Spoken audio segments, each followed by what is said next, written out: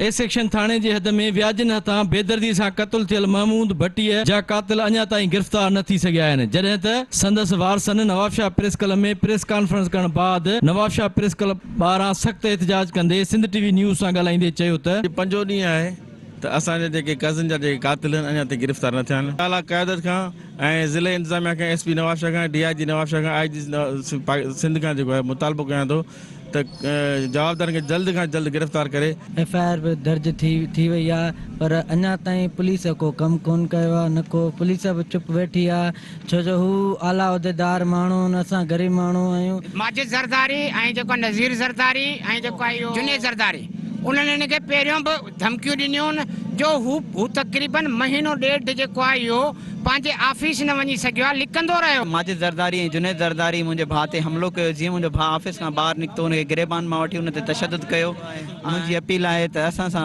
ख़ुदाया असां सां इंसाफ़ कयो वञे। एतिरे तशदुद सां उन्हनि खे बेदर्दी सां क़त्ल कयो वियो जंहिंजी का इंतिहा कोन्हे, पर उन जी हिकिड़ी इहा आहे त जेको मर्डर थींदो आहे त उनजी FIR थींदी आहे। FIR थी आहे, जवाबदार गिरफ़्तार न थिया आहिनि। हुन जो चवणु आहे त जवाबदार बासर हुजण जे करे नवाबशाह पुलिस बेवस बणियल आहिनि।